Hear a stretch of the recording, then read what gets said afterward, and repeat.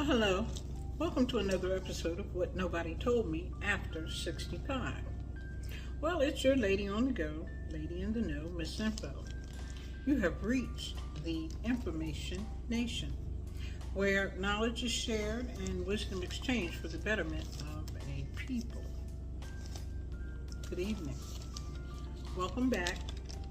I'm still getting myself together. I know it's been difficult. And today, I want to talk to you about HEARTBREAK Hotel. Don't check in. So you've lost the love of your life. Your world is shattered and you are inconsolable. Your heart is broken. It's been broken in a million pieces, so you think. And everybody is telling you to move on. Time will heal. Life goes on. All those adages. But you don't feel it. You are trying to check into HEARTBREAK Hotel. Don't do it. Nothing good is waiting for you there. Trust me. The only thing that takes place in HEARTBREAK Hotel is misery, strife, grief, turmoil, sometimes even death. Don't go there. You are here for a reason. Nothing that happened is your fault. You have no control over death or people. If the issue is the loss of a relationship and it's not death, I'm praying that you're not heartbroken over death. I'm praying that you are not. And if the issue is the loss of a relationship, quickly get this into your spirit. It is not your fault. And you're good enough. You are enough. You are wonderfully and fearfully made. And there's only one of you. You are the creation of the Most High. And He makes no mistakes. Now, what you're going through, the scientific community has a title for it. Yeah. They call this relationship behavior anxious attachment, where you feel inadequate and unloved. You find yourself pursuing a connection, but the other party, they're backing up. They're shying away. The intimacy that you once felt has diminished. And now you are with someone who makes you feel alone and insecure. Your needs are not being met anymore. Maybe they were at once, but not anymore. And you can't seem to detach yourself from this person.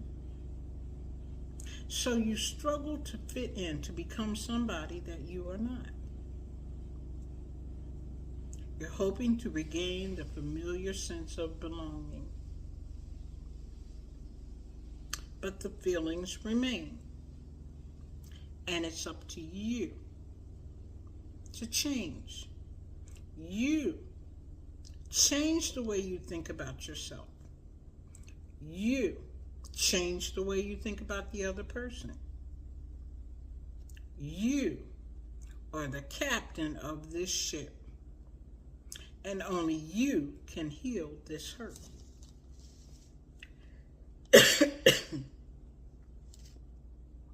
You must believe that you are valuable, lovable, trusting, and you're willing to put your feelings out one more time.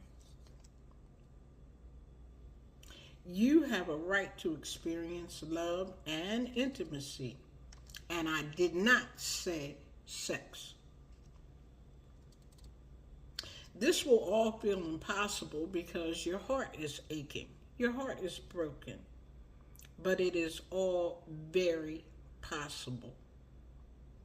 You must pull yourself together,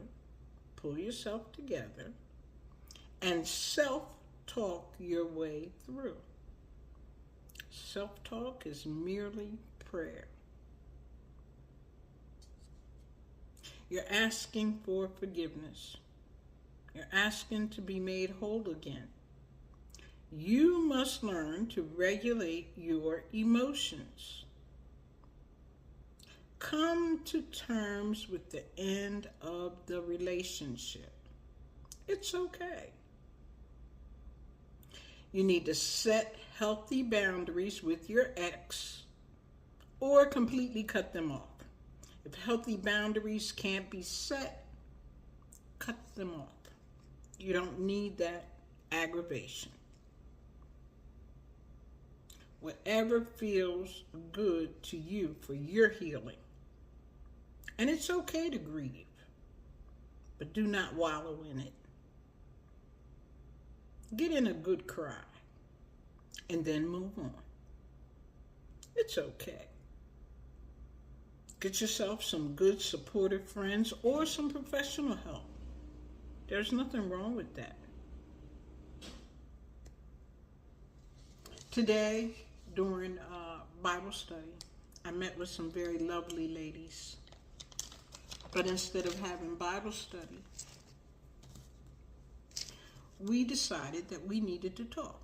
We needed to share our personal journey, and if it involved grief, which separation anxiety or grief, the loss of something. All of us who have moved here have lost something. Even if we moved here with our husbands or we moved here voluntarily, we lost something. We lost old friends, familiarity, houses. We lost something. And that is a type of grief, loss.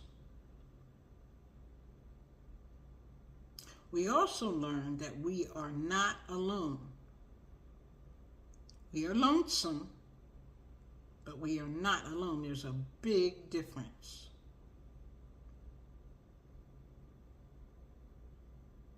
One of the ladies that we were talking with, she said something that made sense to me. She said if she could just meet some other person who had nobody is left in her life. Her husband died, her stepchildren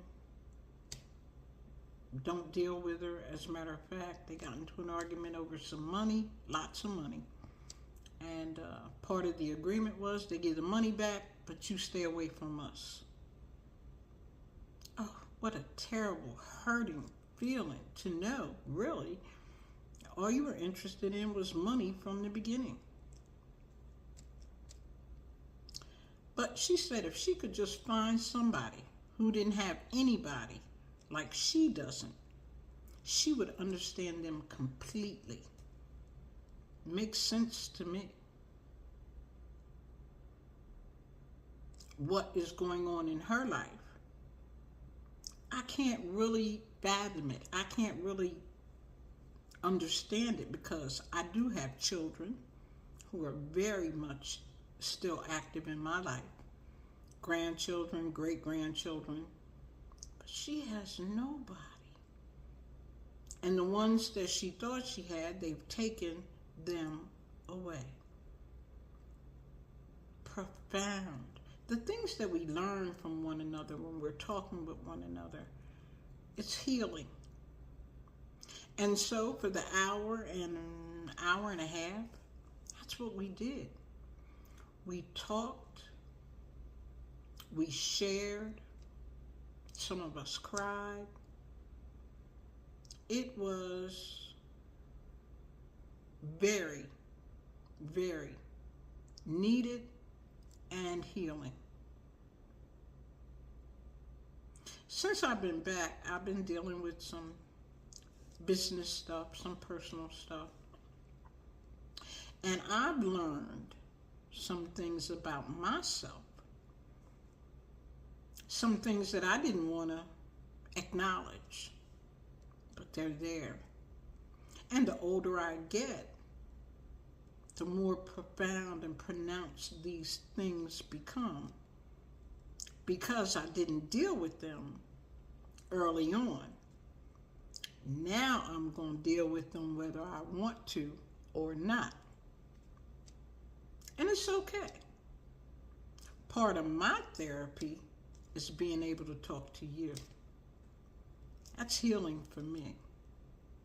I know I had one viewer who said, not another personal story. Well, guess what? This is my channel. And if you don't dig it, move on.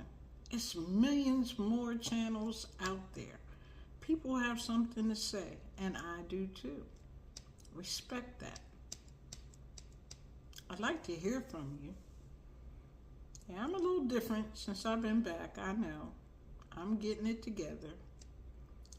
But today was much needed. Today brought me to an understanding that people are hurting. Not just women either.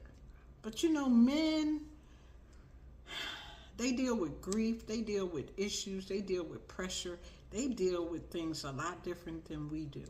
And since I'm not a man, I couldn't appeal to that. I don't have anything to say to that.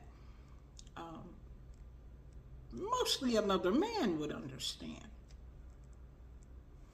I remember reading about something called a healing circle.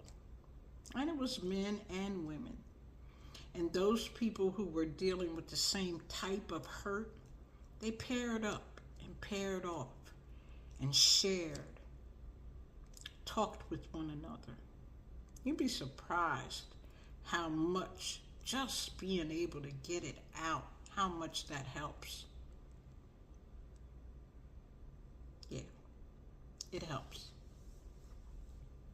So, this is another strange video, I know. Heartbreak Hotel. Do not check in there. No, you don't want to do that. And you don't have to do that. I want to thank you for listening. Please hit the notification bell, the thumbs up, give me a like, share. If you found something that I've said here has been helpful, share.